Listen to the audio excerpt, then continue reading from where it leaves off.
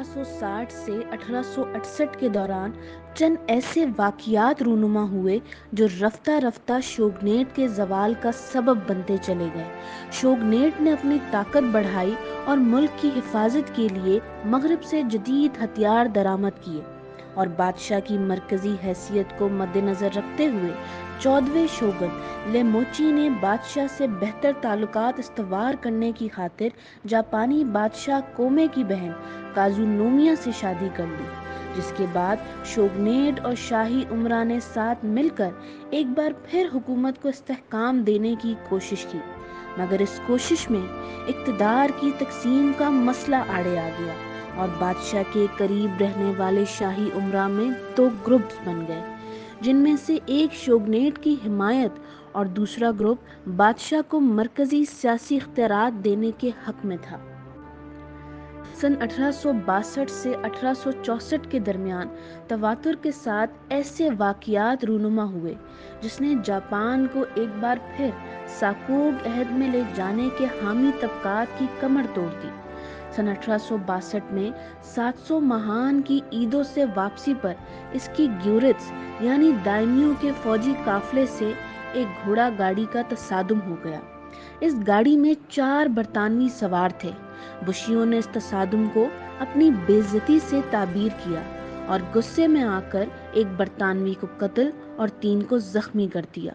اگلے برس 1863 میں برطانیہ نے 700 ماہان سے ہٹ جانے کی رقم کے ساتھ اپنے شہریوں کے قاتلوں کی حوالگی کا مطالبہ کیا، جس سے انکار پر انتقاماً برطانیہ نے کاگوشیما کی بندرگاہ پر حملہ کر کے اسے تباہ کر دیا۔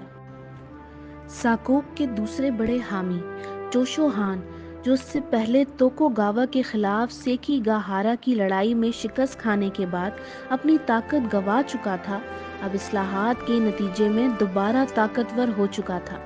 اس نے ایک جانب تو بادشاہ کو مرکزی سیاسی طاقت بنانے کے حامی گروپ کی سربراہی کی، تو دوسری طرف غیر ملکیوں کے خلاف کارروائی کی حمایت کی۔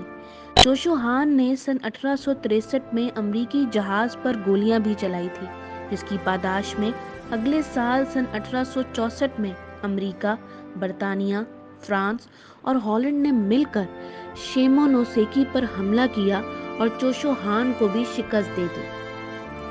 ان واقعات نے جاپان کو یہ احساس دلایا تھا کہ غیر ملکی افواج کس قدر طاقتور ہو چکی ہے، اور یہ کہ اب باہر کی اقوام کا روکا جانا ناممکن ہو چکا ہے، لہٰذا اب دونوں ہانوں اور خود عوامی تحریک کا رخ بھی تبدیل ہو گیا۔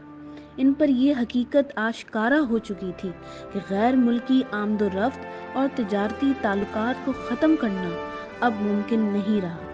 اس صورتحال کو دیکھتے ہوئے شوگنیٹ نے بھی اپنی طاقت کو مجتمع کرنے کی کوشش کی اور ایزوہان کو ساتھ ملا کر چوشو ہان سے جنگ کی۔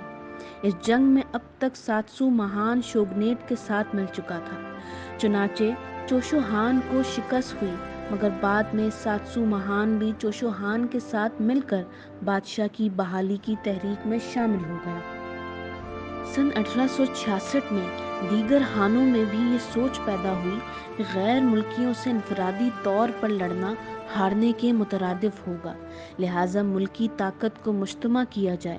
چنانچہ توسو ہان کا ایک بشی ساکا موتو ریوما بھی چوشو ہان کا حلیف بن گیا اور انہوں نے شوگنیٹ کو گرانے کی خفیہ تیاریاں شروع کر دیں۔ ساکا موتو ریوما نے بحری جہاز سازی کی تربیت ایدو میں حاصل کی تھی اور ناگاساکی میں بحری جہاز سازی کا کارخانہ بھی تعمیر کیا۔ ساکا موتو انقلابی خیالات کا حامل تھا اور اس نے وقت کے تقاضوں اور تیزی سے آنے والی تبدیلیوں کا ادراک کر لیا تھا۔ وہ چھوٹی چھوٹی دشمنیوں کو خاطر میں لائے بغیر اپنے مقاصد میں کامیابی کا قائل تھا۔ اس نے یہ بھی محسوس کر لیا تھا کہ اگر شوگنیٹ کو گرا کر بادشاہ کو مضبوط نہ کیا گیا تو جاپان پر غیر ملکی تسلط قائم ہو جائے گا۔ سن 1868 میں بادشاہ نے توکوگاوا سے ایدو کے قلعے کی حوالگی کا مطالبہ کیا، جس سے توکوگاوا نے انکار کر دیا۔ بادشاہ کی حامی طاقتوں شن سیفو گن، جو آگے چل کر کینگن کے نام سے مشہور ہوئے، نے مارچ سن 1868 میں ایدو کا محاصرہ کر لیا اور اور 15 مارچ 1868 کے دن حملہ کرنے کا فیصلہ کیا، لیکن اس سے قبل 14 مارچ کی رات ساتسو مہان کے سربراہ سائگو تاکا موری نے توکوگاوا افواج کے سپریم کمانڈر سے ایدو میں ایک ملاقات کی۔ دونوں سپہ سالار باہمی گفتگو سے اس نتیجے پر پہنچے کہ غیر ملکی طاقتیں جاپان پر نظریں جمائے بیٹھی ہیں۔ واضح رہے کہ اس تمام صورتحال کے دوران برطانیہ بادشاہ کی اور فرانس توکوگاوا کی مدد کر رہا تھا، اور دونوں طرف سے ہر فریق کو بھرپور فوجی اور مالی تعاون کی پیشکش تھی۔ دونوں سپہ سالاروں نے یہ محسوس کر لیا تھا کہ اس جنگ کا منطقی انجام کسی بھی ایک بیرونی طاقت کے جاپان پر قبضے کی صورت میں منتج ہوگا۔ چنانچہ انہوں نے باہم مل کر ایک تاریخی فیصلہ کیا کہ جنگ نہیں ہوگی۔ انہوں نے اس حقیقت کو سمجھ لیا تھا کہ جنگ کے ہولناک نتائج ایک خوبصورت شہر کے تاراج ہونے اور معصوم لوگوں کی جان و مال کے نقصان کی صورت میں ظاہر ہوں گے۔ توکوگاوا نے بادشاہ سے یہ یقین دہانی حاصل کر لی کہ توکوگاوا خاندان کی جان بخشی کے علاوہ انہیں بحفاظت شیزوکا جانے دیا جائے گا، جہاں سے سینکڑوں برس پہلے توکوگاوا کا عروج شروع ہوا تھا۔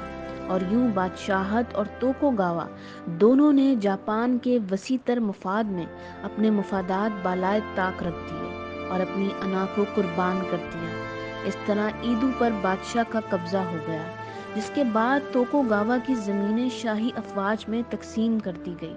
اسی سال بادشاہ نے شنسی ہو کا قانون بنا دیا، جس کے تحت اب بادشاہ کو مرکزی حیثیت حاصل ہو گئی، اور یوں 300 سالہ توکوگاوا شوگنیٹ کا سورج غروب ہو گیا۔ اس ساری صورتحال کا ان بشیوں پر گہرا اثر ہوا جو شوگنیٹ سے وابستہ تھے۔ خصوصاً توکوگاوا کی زمینوں کی تقسیم نے بشیوں میں غم و غصے کی لہر دوڑا دی۔ بشی مزاحمت کا کلائمیکس وہ لڑائی ہے جو موجودہ ٹوکیو کے وینو پارک کے مقام پر ہوئی۔